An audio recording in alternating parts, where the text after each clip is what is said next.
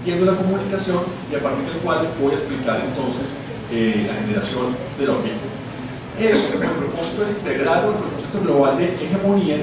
Lo ligo a un concepto de Gramsci mediante el cual él explica la expansión de un orden hegemónico que es el de revolución pasiva.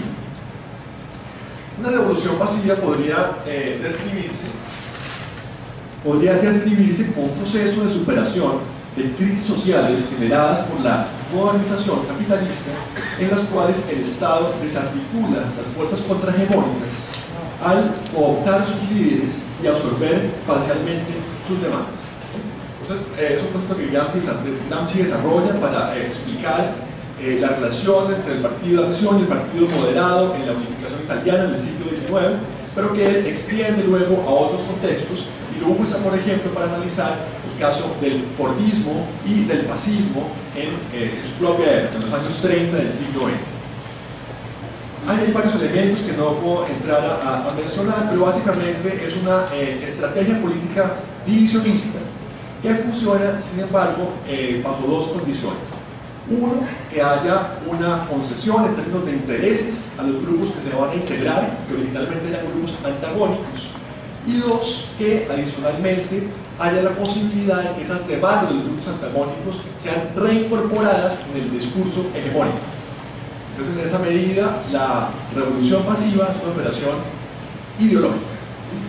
También, obviamente, puede pasar por concesiones de intereses, pero a mi juicio, lo fundamental es esa parte que tiene que ver con el discurso, con la integración dentro de un marco y una visión del mundo. Hay un elemento que hay que añadir adicional y es el siguiente. La revolución pasiva, tal como la entiende Gramsci, implica ciertamente, por un lado, una táctica diferenciada para integrar y enfrentar a los distintos actores sociales que hacen resistencia a la formación hegemónica. Pero tiene algo en común, es que estratégicamente todo apunta, sin embargo, a un modelo de Estado corporativista. Entonces, efectivamente, la revolución pasiva es, en términos de Gramsci, una guerra de posición, es decir, una estrategia que diferenciadamente se remite y de manera escalonada se remite a enfrentar a los grupos de resistencia, pero que simultáneamente busca imponer un modelo corporativista que tiene algunas de las siguientes características. Un número limitado de asociaciones no competitivas, unas asociaciones jerarquizadas y funcionalmente diferenciadas, una adscripción obligatoria a alguna de esas asociaciones y un monopolio de determinadas demandas sectoriales. Eso sería como lo global de un modelo corporativo. Entonces, mi intención es mostrar que el uribismo en conjunto intentó justamente imponer un modelo corporativista de Estado y dentro de ese orden es que aparece como uno de sus elementos el caso de la OPIP. ¿Por qué digo que el uribismo intentó esto? Digamos que había todo un trasfondo ideológico que lo posibilitaba. En primer lugar estaba el concepto de Estado comunitario. Es decir, por más hostil que sea el uribismo a una sensibilidad liberal, el caso es que siempre estuvo presente en su ideología la idea de la participación de la gente y la participación directa como un componente del Estado colombiano. Y justamente ese discurso del primer Uribe, sobre todo tan orientado, digamos, contra los políticos tradicionales, ¿sí?, se sirvió muy bien de este esquema de la participación directa para lograr entonces generar adhesión.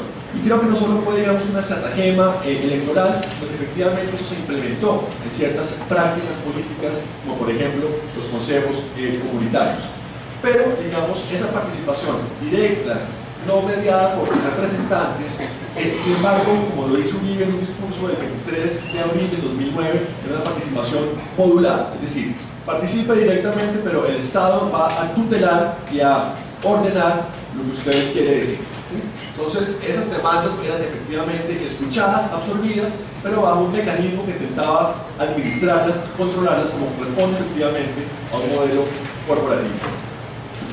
Uribe no solo hizo eso, digamos, en el marco de un discurso global sobre la participación, sino que efectivamente aplicó estrategias en términos de Gramsci transformistas de revolución pasiva para ciertos grupos. Por ejemplo, el sindicalismo lo penetró, digamos, juntando algunos líderes. Pienso, por ejemplo, en un sindicalista antioqueño, Germán Restrepo, Sintra Empaques, que fue, digamos, cooptado, luego asesinado, sin embargo. Pienso, por ejemplo, en Rodrigo Rivera, dentro del Partido Liberal, pero pienso sobre todo en asociaciones mediante las cuales el uribismo intentó penetrar entonces grupos de resistencia. Frente al sindicalismo, por ejemplo, creó la Central Nacional de Trabajadores, una asociación sindical nueva. Frente a los grupos afrocolombianos, creó la Comisión Intersectorial para el Avance de la Población Afrocolombiana. Frente a los grupos indígenas, promovió la OPIC. Entonces, lo que estaba detrás de esto, digamos, era un modelo corporativista de Estado que estaba obviamente en gestación, pero que apuntaba en última a este tipo de representación de las demandas no competitivas, inscripción obligatoria, tutelado por el Estado, que es el corporativismo supone.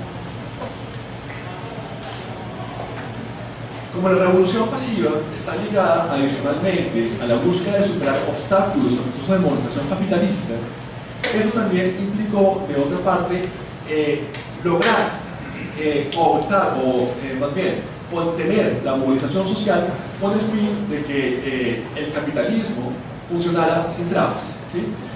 No voy a entrar aquí, digamos, a polemizar, digamos, si el capitalismo es un buen o no es un buen modelo de desarrollo y qué capitalismo es el que se está poniendo aquí en juego. Sencillamente diré que en el gobierno Uribe, y eso estaba explícitamente vinculado a su programa a través de la figura de la confianza inversionista, había la idea de que la inversión de gran escala era deseable.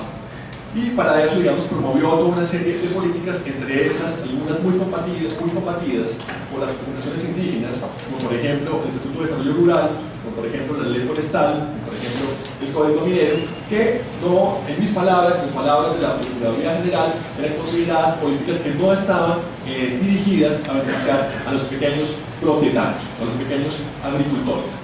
Entonces, ¿qué sentido tiene esto? Que se cumplen, digamos, las dos condiciones de la revolución pasiva, ¿sí? Cooptar líderes de organizaciones antagonistas para posibilitar entonces que la modernización capitalista pueda seguir continuando sin resistencia, ¿sí? Obviamente que este tipo de transformismo no es como el del fascismo, con un Estado omnipresente y controlador, sino uno que intenta sencillamente dejar el espacio abierto a la inversión privada de gran escala para que funcione sin grandes núcleos de resistencia social. Creo que eso más o menos describe